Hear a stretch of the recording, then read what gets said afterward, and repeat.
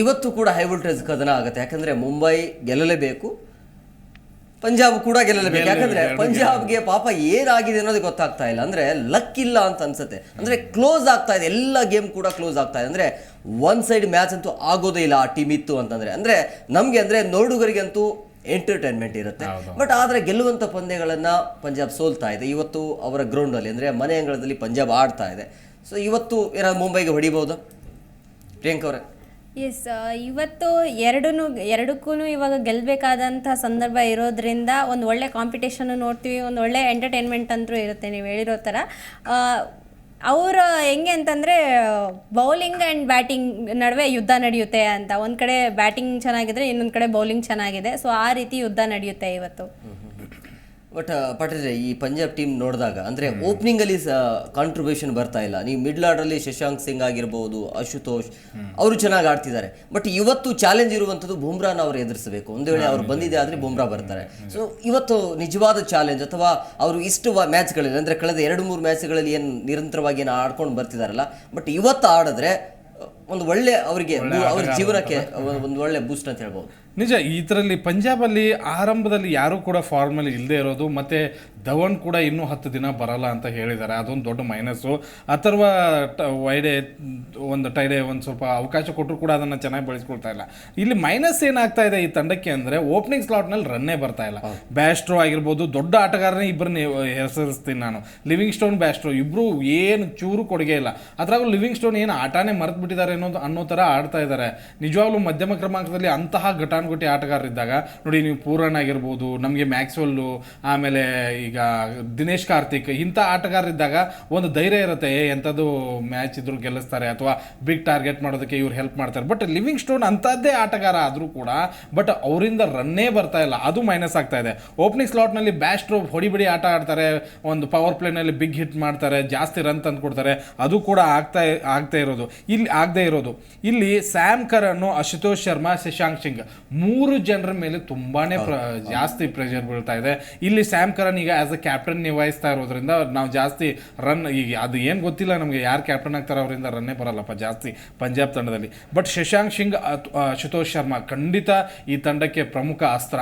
ನೀವು ಹೇಳ್ದಂಗೆನೆ ಎಲ್ಲರೂ ಅವ್ರ ಬ್ಯಾಟಿಂಗ್ ನೋಡಕ್ಕೆ ನಾನು ಕೂಡ ಕಾಯ್ತಾ ಇದ್ದೀನಿ. ಅವ್ರ ಬ್ಯಾಟಿಂಗ್ ಹೆಂಗ ಅದ್ಭುತವಾಗಿರುತ್ತೆ. ಇವತ್ತು ಆಡ್ಬೇಕು ಅವರು. ಇವತ್ತು ನಿಜ ಹೇಳ್ತೀನಿ, ಅವ್ರು ಏನಾದ್ರು ಬುಮ್ರಾನ್ ಅಂತ ಬೌಲರ್ಗಳನ್ನ, ಜೆರಾಲ್ಡ್ ಕೋಡ್ಜಿ ಅಂತ ಬೌಲರ್ಗಳನ್ನ, ಇಂಥ ಬೌಲರ್ಗಳನ್ನ ಎದುರಿಸಿ ನೀವು ಬಿಗ್ ಸ್ಕೋರ್ ಮಾಡಿದ್ರೆ ಖಂಡಿತವಾಗ್ಲೂ ಪರ್ಫೆಕ್ಟ್ ಬ್ಯಾಟ್ಸ್ಮನ್ಸ್ಗಳಂತ ನಾವು ಒಪ್ಕೋಬಹುದು. ಹಾಗಾದ್ರೆ ಮುಂಬೈನ ಎದುರಿಸೋದಕ್ಕೆ ಪಂಜಾಬ್ ಕಡೆಯಿಂದ ಹನಂದ್ರ ಬಳಗ ಯಾವ ರೀತಿಯಾಗಿ ಇರುತ್ತೆ? ಯಾಕಂದ್ರೆ ಮುಂಬೈ ಬಿಗ್ ಟೀಮ್, ಅದು ಒಂದು ಸಲ ಅವರು ವಾಪಸ್ ಬಂದು ಗೆಲ್ಲಕ್ಕೆ ಶುರು ಮಾಡಿಬಿಡ್ತಾರೆ. ಸೊ ಹಾಗಾಗಿ ಅವರ ವಿರುದ್ಧ ಅಂದ್ರೆ ನೀವು ಮುಂಬೈ ವಿರುದ್ಧ ಗೆಲ್ಲಬೇಕು ಅಂದ್ರೆ ನಿಮ್ಮ ಹನ್ನೊಂದರ ಬಳಗ ಚೆನ್ನಾಗಿರ್ಲೇಬೇಕಾಗುತ್ತೆ. ಸೊ ಹಾಗಾಗಿ ಇವತ್ತಿನ ಹನ್ನೊಂದರ ಬಳಗ ಹೇಗಿರುತ್ತೆ? ಬೈರಸ್ಟೋ ಅವರಿಗೆ ಚಾನ್ಸ್ ಕೊಟ್ಟಿದ್ದೀರಾ? ನನ್ನ ಪ್ರಕಾರ ಅಲ್ಲಿ ರೋಸೋಗೆ ಅವಕಾಶ ಇದೆ. ಹೌದು. ಈಗ ಬ್ಯಾಸ್ಟೋ ಒಂದು ಸ್ವಲ್ಪ ಫಾರ್ಮ್ ಇಲ್ಲದೆ ಇರೋ ಕಾರಣಕ್ಕಾಗಿ ಅವ್ರಿಗೆ ಅವಕಾಶ ಕೊಡ್ಬೋದು. ಬಟ್ ಹೆಚ್ಚಿನ ಚೇಂಜಸ್ ಇವರು ಹೋಗ್ತಾರೆ ಇಲ್ಲೋ ಗೊತ್ತಿಲ್ಲ, ಯಾಕಂದ್ರೆ ಧವನ್ ಬೇರೆ ಇಲ್ಲ. ಖಂಡಿತ ಧವನ್ ಇಲ್ಲದೆ ಇರೋ ಕಾರಣಕ್ಕಾಗಿ Sam Karan as a captain ಆಗಿ ನಿಭಾಯಿಸ್ಕೊಳ್ತಾ ಇದ್ದಾರೆ. ಅದರ ಜೊತೆಗೆ ಬ್ಯಾಸ್ಟೋ ಬರ್ತಾರೆ, ಅಥರ್ವ ಟೈಡೆ ಇವರು ಧವನ್ ಬದಲಾಗಿ ಬರ್ತಾ ಇದ್ದಾರೆ. ಬಟ್ ಆ ಒಂದು ಅಗ್ರೆಸಿವ್ನೆಸ್ ಖಂಡಿತವಾಗ್ಲೂ ನನಗೇನು ಕಾಣಿಸ್ತಾ ಇಲ್ಲ. ಅದಾದ ನಂತರ ಸ್ಯಾಮ್ ಕರನ್, ಅವಾಗಲೇ ಹೇಳಿದೆ ಕ್ಯಾಪ್ಟನ್. ಲಿವಿಂಗ್ ಸ್ಟೋನ್ ಖಂಡಿತ ಯಾಕಪ್ಪ ಕಳೆದ ಸೀಸನಲ್ಲೆಲ್ಲ ಸುಮ್ಮನೆ ಅವ್ರ ಜಾಗದಲ್ಲಿ ಸಿಕಂದರ್ ರಾಜನ್ ಹಾಕೊಂಡ್ರೆ ಚೆನ್ನಾಗಿರುತ್ತೆ. ಸಿಕಂದರ್ ರಾಜ ಆಕ್ಚುಲಿ ಚೆನ್ನಾಗಿ ಆಡಿದ್ರು. ಅವರು 2-3 ಪಂದ್ಯಗಳಲ್ಲಿ ಒಂದು 10 ಬಾಲ್ 20 ರನ್ ಬಾಲ್ಗಳು ಸಿಕ್ಕಾಗ ಬೌಂಡ್ರಿ ಸಿಕ್ಸರ್ಗಳನ್ನ ತುಂಬ ಚೆನ್ನಾಗಿ ಹೊಡೆದ್ರು. ಬಟ್ ಒಂದು ಮ್ಯಾಚಲ್ಲಿ ಆ ಫಿನಿಶಿಂಗ್ ಮಾಡಲಿಲ್ಲ ಅನ್ನೋ ಕಾರಣಕ್ಕಾಗಿ ತೆಗೆದಿಟ್ಬಿಟ್ಟಿದ್ದಾರೆ. ಓಕೆ, ಜಿತೇಶ್ ಶರ್ಮಾ ಇದ್ದಾರೆ, ಶಶಾಂಕ್ ಸಿಂಗ್ ಮತ್ತು ಅಶುತೋಷ್ ಶರ್ಮಾ.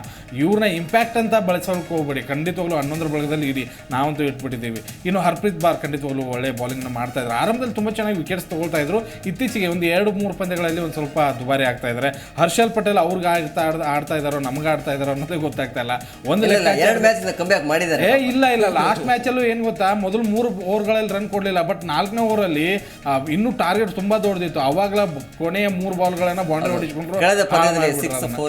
ಹೊಡಿಸ್ಕೊಂಡ್ರು. ತುಂಬಾ ಅಲ್ಲೇ ಮೈನಸ್ ಆಯ್ತು ಆ ಮ್ಯಾಚ್. ಹರ್ಷದೀಪ್ ಸಿಂಗ್ ಫಿನಿಷರ್ ತುಂಬಾ ಚೆನ್ನಾಗಿತ್ತರಪ್ಪ, ಏನು ಆ ಒಂದು ಹರ್ಷದೀಪ್ನ ಕಾಣಿಸ್ಕೊಳ್ತಾನೆ ಇಲ್ಲ ನೋಡಿ. ಕಳೆದ ಪಂದ್ಯದಲ್ಲೂ ಕೂಡ ತುಂಬಾ ಚೆನ್ನಾಗಿ 3 ಬಾಲ್ನ ಹಾಕಿದ್ರು, ಅದರ ನಂತರ 3 ಬಾಲ್ ಹೆಗ್ಗ ಮಗ ಹೊಡಿಸ್ಕೊಂಡ್ಬಿಟ್ರು.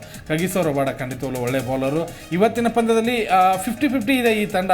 ಈ ಕಡೆ ತುಂಬಾ ಸ್ಟ್ರಾಂಗ್ ಅಂತ ಅನಿಸ್ತಾ ಇಲ್ಲ, ಈ ಕಡೆ ತುಂಬಾ ವೀಕ್ ಅಂತಾನು ಅನಿಸ್ತಾ ಇಲ್ಲ.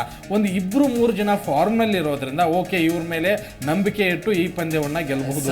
ಮುಂಬೈ ಯಾವ ರೀತಿ ಆಗಿದೆ ಅನ್ನಂದ್ರೆ ಬಳಗ ಎಸ್ ಪಾಟೀಲ್, ಅದನ್ನು ಕೂಡ ಎಕ್ಸ್ಪ್ಲೇನ್ ಮಾಡ್ಬೇಕು. ಅಲ್ಲ, ಈ ಬಳಗನ ನೋಡಿದ್ರೆ ಇವರು ಕೇವಲ ಎರಡೇ ಸೋತಿದಾರ ಅಂತ ಅನಿಸ್ಬಿಡುತ್ತೆ ಒಂದು ಲೆಕ್ಕಾಚಾರದಲ್ಲಿ. Hardik Pandya as a captain ತುಂಬಾ ಸ್ಟ್ರಗಲ್ ಮಾಡ್ತಾನೆ ಇದ್ದಾರೆ, ರನ್ ಬರ್ತಾ ಇಲ್ಲ, ಬಟ್ ಆದ್ರೂ ಕ್ಯಾಪ್ಟನ್ ಆಗಿ ಮುಂದುವರಿತಾರೆ. ರೋಹಿತ್ ಶರ್ಮಾ ಒಳ್ಳೆ ಫಾರ್ಮಲ್ಲಿ ಇದ್ದಾರೆ ಖಂಡಿತ. ಇಶಾಂತ್ ಕಿಶನ್ ಮತ್ತೆ ರೋಹಿತ್ ಶರ್ಮಾ ತುಂಬಾ ಚೆನ್ನಾಗಿ ಓಪನಿಂಗ್ ಸ್ಲಾಟ್ನಲ್ಲಿ ರನ್ ತಗೋತಾ ಇದ್ದಾರೆ. ತಿಲಕ್ ವರ್ಮಾ ಒಂದು ಸ್ವಲ್ಪ ಮೈನಸ್ ಆಗ್ತಾ ಇದ್ದಾರೆ. ಮೊದಲ ಪಂದ್ಯದಲ್ಲಿ ಆಡಿದ್ರು, ಅದಾದ ನಂತರ ಮೈನಸ್ಗಳು. Tim David okay, Mohammad Nabi ಬದಲಾಗಿ ಇವತ್ತು ಯಾರನ್ನಾದ್ರೂ ಬೇರೆ ಆಟಗಾರನ ಆಡಿಸೋದು ಉತ್ತಮ ಅಂತ ನಾನು ಅನ್ಕೋತೀನಿ.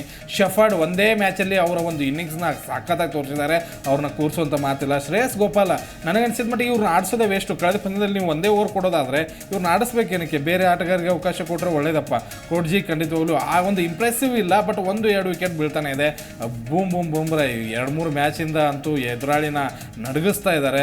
ಆಮೇಲೆ ಮಧ್ವಲ್ ಒಳ್ಳೆ ಬೌಲಿಂಗ್ನ ಹಾಕ್ತಾ ಇದ್ದಾರೆ. ತಂಡ ನೋಡೋದಕ್ಕೆ ತುಂಬ ಸ್ಟ್ರಾಂಗ್ ಆಗಿ ಅನ್ನಿಸ್ತಾ ಇದೆ, ಬಟ್ ಡ್ರೆಸ್ಸಿಂಗ್ ರೂಮ್ನಲ್ಲಿ ಸಾಕಷ್ಟು ಕೊರತೆಗಳು ಇರೋದ್ರಿಂದ ಈ ತಂಡ ಗೆಲುವಿನ ಟ್ರ್ಯಾಕ್ಗೆ ಹೋಗ್ತಾ ಇಲ್ಲ, ಅದೇ ಮೈನಸ್ಸು.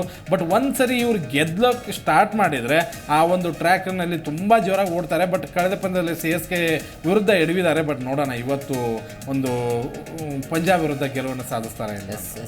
ಪ್ರಿಯಾಂಕಾ, 2 ಟೀಮ್ನ ನೋಡಿದಾಗ ನಿಮ್ಗೆ ಏನು ಅನಿಸುತ್ತೆ? ಈ ಟೀಮ್ ನೋಡಿದಾಗ, ಟೀಮ್ಸ್ 2 ನೋಡಿದಾಗ ಮುಂಬೈಯಲ್ಲಿ ಎಲ್ಲರೂ ಫಾರ್ಮ್ನಲ್ಲಿ ಇದ್ದರೆ ಚೆನ್ನಾಗಿ ಸ್ಕೋರ್ ಆಗುತ್ತೆ ಆ್ಯಂಡ್ ಗೆಲ್ತಾರೆ ಮುಂಬೈನವರು. ಒಂದು ವೇಳೆ ಇವರು ಏನಾದರೂ ಈಸಿಯಾಗಿ ಬಿಟ್ಟಿದ್ರು ಅಂತ ಅಂದರೆ ಮುಂಬೈ ಗೆಲ್ಲೋ ಚಾನ್ಸಸ್ ಇಲ್ಲ ಅಂತ ಅನಿಸುತ್ತೆ. ಯಾಕಂದರೆ ಆ ಕಡೆ ಚೆನ್ನಾಗಿ ಆಡೋ ಪ್ಲೇಯರ್ಸ್ ಇದ್ದಾರೆ, ಬಟ್ ಅವರಲ್ಲೂ ಇದೇ ಥರದ ಮೈನಸ್ ಇದೆ. ಅವರು ಕೂಡ ಈ ಥರ ಈಸಿಯಾಗಿ ಮ್ಯಾಚ್ ಏನಾದರೂ ತೊಗೊಂಡ್ರು ಅಂತ ಅಂದರೆ ಅದು ಇದಾಗುತ್ತೆ. ಬುಮ್ರಾ ಹತ್ರ ಈ ಕಡೆ ಅಂದ್ರೆ ಪಂಜಾಬ್ ಕಡೆ ಇಲ್ಲ. ಈಗ ಬುಮ್ರಾ ಏನೇ ಇದ್ರು ನೀವು ರನ್ ಬಂದಾಗ ಅವ್ರು ಬಂದು ಆ ರನ್ ಕಡಿವಾಣ ಹಾಕ್ತಾರೆ, ವಿಕೆಟ್ ಕೂಡ ತಗೋತಾರೆ. ಸೊ ಈ ಕಡೆ ಬೌಲಿಂಗ್ ಅಂತ ಬಂದಾಗ ಡಿಸೆಂಟ್ ಆಗಿ ಹಾಕ್ತಿದ್ದಾರೆ. ಸೊ ರಬಾಡ ಓಕೆ ಅಂತ ಹೇಳ್ಬೋದು. ಬಟ್ ಹಾಗಾಗಿ ಎಲ್ಲೋ ಒಂದ್ ಕಡೆ ಮುಂಬೈಗೆ ಪ್ಲಸ್ ಪಾಯಿಂಟ್ ಇದೆಯಾ ಅಂತ ಅನ್ಸುತ್ತಾ ಇವತ್ತಿನ ಪಂದ್ಯ ನೋಡಿದಾಗ? ಪ್ಲಸ್ ಪಾಯಿಂಟ್ ಏನೂ ಇದೆ, 2 ಟೀಮ್ ನೋಡಿದಾಗ ಪ್ಲಸ್ ಪಾಯಿಂಟ್ ಇದೆ. ಆ್ಯಂಡ್ ನೋಡಬೇಕು ಏನಾಗುತ್ತೆ ಅಂತೇಳಿ, ಯಾಕಂದರೆ ಅದನ್ನ ಹೆಂಗೆ ಯೂಸ್ ಮಾಡ್ಕೊತಾರೆ ಸ್ಟ್ರಾಟಜಿ ಮೇಲೆ ಡಿಪೆಂಡ್ ಆಗುತ್ತೆ. ಆ್ಯಂಡ್ ಹಾರ್ದಿಕ್ ಪಾಂಡ್ಯ ಅವ್ರ ಕ್ಯಾಪ್ಟನ್ಸಿ ಇರೋದ್ರಿಂದ ಯಾವ ರೀತಿ ಇರುತ್ತೆ ಅಂತ ನೋಡಬೇಕು. ಕಳೆದ ಪಂದ್ಯದಲ್ಲಿ ರೋಹಿತ್ ಸೆಂಚುರಿ ಬಾರಿಸಿದ್ರು, ಆದ್ರೂ ಆ ಪಂದ್ಯ ಸೋತ್ರು. ಬಟ್ ಇವತ್ತಿನ ಪಂದ್ಯದಲ್ಲೂ ಕೂಡ ಒಂದು ಸೆಂಚುರಿನ ಎಕ್ಸ್ಪೆಕ್ಟ್ ಮಾಡ್ತಾ ಇದ್ದಾರೆ ಫ್ಯಾನ್ಸ್. ಯಾರಾದರೂ ಲೈಕ್ ಪಾಂಡ್ಯ ಆದರೂ ಸೆಂಚುರಿ ಮಾಡಬೇಕು, ಇಲ್ಲ ರೋಹಿತ್ ಶರ್ಮಾ ಆದರೂ ಸೆಂಚುರಿ ಮಾಡಬೇಕು. ಪಾಂಡ್ಯದಿಂದ ಸೆಂಚುರಿ ಬಂದಾಯ್ತು ಅಂದ್ರೆ ಮುಗಿದೋಯ್ತು ಕತೆ. ಪಾಂಡ್ಯ ಕ್ಯಾಪ್ಟನ್ಸಿ ನೋಡಿದಾಗ ಸುಮ್ಮನೆ ನಾಟಕ ಆಡ್ತಿದ್ದಾರೆ ಅಂತ ಅನ್ಸುತ್ತೆ ನನಗೆ. ಸುಮ್ಮನೆ ನಗೋದು, ಸುಮ್ಮನೆ ಏನೇನೋ ಮಾಡೋದು ಅಥವಾ ಏನೋ ಒಂದು ಮಾಡೋದು ಆ ಥರ ಮಾಡ್ತಿದ್ದಾರೆ. ಅಂದರೆ ಮನಸ್ಸಲ್ಲಿ ಆ ಥರ ಮಾಡಬೇಕಂತಿಲ್ಲ, ಅಂದರೆ ಜನರಿಗೆ ತೋರಿಸಿಗೋಸ್ಕರ. ಅಂದರೆ ಯಾಕೆಂದರೆ ಅವ್ರಿಗೆ ಒತ್ತಡ ಇದೆ ಅನ್ನೋದು ಕನ್ಫರ್ಮ್ ಆಗಿ ಗೊತ್ತಾಗ್ತಾ ಇದೆ. ಸುಮ್ಮನೆ ಆ ಒತ್ತಡವನ್ನು ಹೊರಗಡೆ ತೋರಿಸಬಾರ್ದು ಅಂತೇಳಿ ಸುಮ್ಮನೆ ನಗೋದು ಮಾಡಲೇಬೇಕಾಗತ್ತೆ. ಏನು ಗೊತ್ತಾ, ಅವರು ಮುಂಬೈ ತಂಡಕ್ಕೆ ಬಂದಿದ್ದು ಖಂಡಿತವಾಗ್ಲೂ ಎಲ್ರಿಗೂ ಖುಷಿ ಇತ್ತು. ಅದೇ ತಂಡದಿಂದ ಅವ್ರ ಕೆರಿಯರ್ನ ಸ್ಟಾರ್ಟ್ ಮಾಡ್ಕೊಂಡಿದ್ರು, ತುಂಬ ಒಳ್ಳೆ ಹೆಸರನ್ನ ಬಳಸ್ಕೊಂಡಿದ್ರು. ವಾಪಸ್ ಗುಜರಾತನ್ನ ವಿನ್ ಮಾಡಿಸಿ ಅಲ್ಲಿ ಕ್ಯಾಪ್ಟನ್ ಆಗಿ ಮುಂದುವರಿಸು, ವಾಪಸ್ ಇಲ್ಲಿ ಬಂದು ಆಸ್ ಅ ಕ್ಯಾಪ್ಟನ್ ಆದರು. ಅದು ರೋಹಿತ್ ಶರ್ಮಾ ಇರುವಾಗಲೇ, ಏನು ಪ್ರಾಬ್ಲಮ್ಸ್ ಇಲ್ಲದೆ ಇರುವಾಗ ಅವರು ಕ್ಯಾಪ್ಟನ್ ಆದ್ರಲ್ವ. ಇಷ್ಟು ವರ್ಷ ನೀವು 5 ಸರಿ ಕಪ್ ಗೆದ್ದವನ್ನ ತುಂಬ ಜನ ಮನಸ್ಸಲ್ಲಿ ಇಟ್ಕೊಂಡ್ಬಿಟ್ಟಿರ್ತಾರೆ. ಅವಾಗ ನೀವು ಕ್ಯಾಪ್ಟನ್ ಆಗಿ ಏನೋ ಒಂದು ಇದರಿಂದ ಬಂದಿರುವಾಗ ಜನ ಅದನ್ನು ಎಕ್ಸೆಪ್ಟ್ ಮಾಡ್ತಾ ಇಲ್ಲ. ಸೋಷಿಯಲ್ ಮೀಡಿಯಾದಲ್ಲಿ ತುಂಬ ಇಂಥ ಇದ್ದಾಗ, ಮತ್ತು ಗ್ರೌಂಡಲ್ಲೂ ನೋಡಿ ನೀವು, ಆತ ಬರುವಾಗ ಒಂಥರ ಕೂಗೆ ಜಾಸ್ತಿ ಇರುತ್ತೆ, ಆ ಬೇರೆ ಥರ ಕೂಗು, ಅದನ್ನು ಹೀಯಾಳಿಸುವಂಥ ಕೂಗಿರುತ್ತೆ. ಕಳೆದ ಪಂದ್ಯದಲ್ಲಿ ವಿರಾಟ್ ಕೊಹ್ಲಿ ಆಗ ಮಾಡಬೇಡ್ರಪ್ಪ ಅಂತ ಹೇಳಿದ್ದಾರೆ. ಇಂಥ ಒಂದು ಪ್ರೆಷರ್ ಇದ್ದಾಗ ಖಂಡಿತವಾಗ್ಲೂ ಮುಖದಲ್ಲಿ ಹೇಗೆ ನಗು ಇರುತ್ತೆ, ಫೇಕ್ ನಗುನೇ ಇರಬೇಕು. ಬಟ್ ಇದೆಲ್ಲದರ ನಡುವೆ ಆ ಗುಜರಾತ್ ತಂಡದ ನಾಯಕನಾಗಿದ್ದಾಗ ಇದ್ದಂಥ ಪಾಂಡ್ಯ ಈಗ ಇಲ್ವೇ ಇಲ್ಲ ನೋಡಿ. ಬಾಲಿಂಗ್ನಲ್ಲಿ ಸಿಕ್ಕಾಪಟ್ಟೆ ಹೊಡಿಸ್ಕೊತಾ ಇದ್ದಾರೆ. ಕಳೆದ ಪಂದ್ಯದಲ್ಲಿ ಧೋನಿ ವಿರುದ್ಧ ಹೇಗೆ ಹೊಡಿಸ್ಕೊಂಡ್ರು, 20 ರನ್ ಕೊನೆಯ 4 ಬಾಲಲ್ಲಿ. ಮತ್ತು ಕೇವಲ ಧೋನಿ ಅಲ್ಲ, ಎಲ್ಲರೂ ಕೂಡ ಬಂದವರೆಲ್ಲ ಚರ್ಚಿಸ್ತಾನೆ ಇದ್ದಾರೆ. ಮತ್ತು ಬ್ಯಾಟಿಂಗ್ನಲ್ಲಿ ಕಾಂಟ್ರಿಬ್ಯೂಷನ್ ಏನಿದೆ ಇವ್ರದ್ದು. ನಾವು ಹಾರ್ದಿಕ್ ಪಾಂಡ್ಯ ಅವ್ರನ್ನ ಹೇಗೆ ನೋಡಿದೀವಿ ಅಂದರೆ 10 ಬಾಲಲ್ಲಿ 22 ರನ್ನು, 10 ಬಾಲಲ್ಲಿ 30 ರನ್ನು, 35 ರನ್ನು ಇಂಥದ್ದನ್ನು ನೋಡಿದ್ದೀವಿ. ಬಟ್ ಈಗ 30 ಬಾಲಲ್ಲಿ 32 ರನ್ನು, 20 ಬಾಲಲ್ಲಿ 23 ರನ್ನು, ಈ ಥರ ಸ್ಟ್ರೈಕ್ ರೇಟ್ನಲ್ಲಿ ಬ್ಯಾಟ್ ಬೀಸ್ತಾ ಇದ್ದಾರೆ.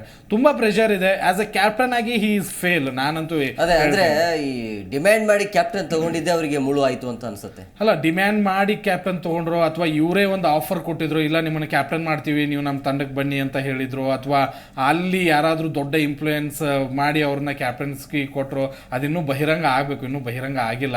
ಬಟ್ ಆಸ್ ಅ ಪ್ಲೇಯರ್ ನನಗೆ ಖಂಡಿತವಾಗ್ಲೂ ಹಾರ್ದಿಕ್ ಪಾಂಡ್ಯ ಇಷ್ಟನೇ. ಇಂಡಿಯನ್ ಟೀಮ್ಗೆ ಆಡಿದ್ದಾರೆ. ಬಟ್ ಮುಂಬೈ ತಂಡದಲ್ಲಿ ರೋಹಿತ್ ಇದ್ದಾಗಲೇ ಆತ ಕ್ಯಾಪ್ಟನ್ಸಿ ಆತನೇ ಕೊಡ್ಬೇಕಾಗಿತ್ತು. ನನ್ಗೆ ಬೇಡ ರೋಹಿತ್ ಇರ್ಲಿ ಅಂದಿದ್ರು ನಡೀತಿತ್ತು. ಖಂಡಿತ ಅವ್ರು ಏನಾದ್ರು ಅದನ್ನ ಮಾಡಿದ್ರೆ ಖಂಡಿತ ಇನ್ನೂ ದೊಡ್ಡವರಾಗಿ ಬರ್ತಿದ್ರು.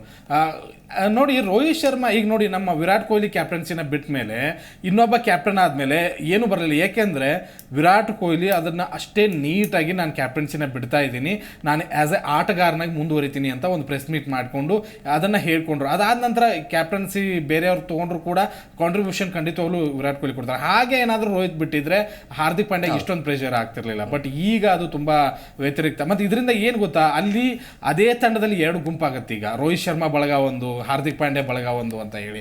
ಇದು ಡ್ರೆಸ್ಸಿಂಗ್ ರೂಮ್ ವಾತಾವರಣ ಕೆಡಿಸುತ್ತೆ.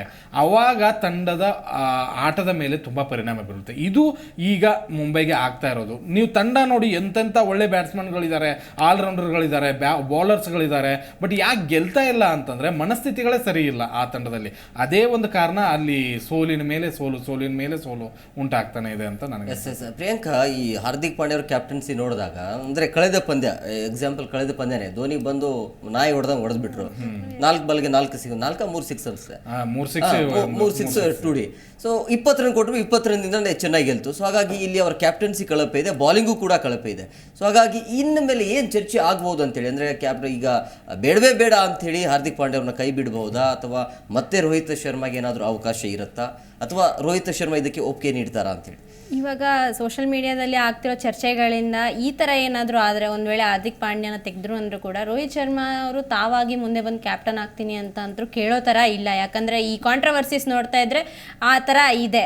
ಇವ್ರು ಏನಾದರೂ ಬಿಟ್ಕೊಟ್ರೆ, ಹಾರ್ದಿಕ್ ಪಾಂಡ್ಯ ಏನಾದರೂ ಬಿಟ್ಕೊಟ್ರೆ ನೀವೇ ಕ್ಯಾಪ್ಟನ್ಸಿ ಮಾಡಿ ಅಂತ ಅಂದರೆ ತಗೊಳ್ಳೋ ಚಾನ್ಸಸ್ ಕೂಡ ಕಡಿಮೆ ಇದೆ. ಯಾಕಂದರೆ ಇಷ್ಟೆಲ್ಲ ನಡೆದಿರೋದ್ರಿಂದ ಎಲ್ಲೋ ಒಂದು ಕಡೆ ಅವರ ಇದಕ್ಕೆ ಧಕ್ಕೆ ಆಗಿರುತ್ತೆ. ಸೊ ಅದಕ್ಕೆ ತಗೊಳ್ಳೋ ಚಾನ್ಸಸ್ ಇಲ್ಲ ಅಂತ ಅನ್ಸುತ್ತೆ. ಇಲ್ಲ ಹೇಮಕುಮಾರ್, ಇದ್ರಲ್ಲಿ ನಾನೊಂದು ಏನು ಆ್ಯಡ್ ಮಾಡ್ತೀನಿ ಅಂದರೆ ಖಂಡಿತ ಚೇಂಜಸ್ ಮಾಡಲ್ಲ, ಅವರು ಕೂಡ ಬಿಟ್ಟು ಕೊಡಲ್ಲ. ಯಾಕಂದ್ರೆ ಇದನ್ನ ಅವ್ನು ಕ್ಯಾಪ್ಟನ್ ಮಾಡೋದಕ್ಕಿಂತ ಮುಂಚೆ ತುಂಬಾ ಯೋಚನೆ ಮಾಡಿರ್ತಾರೆ, ಈ ಸೀಸನ್ ಹಿಂಗೆ ಆಗತ್ತೆ ಅಂತ.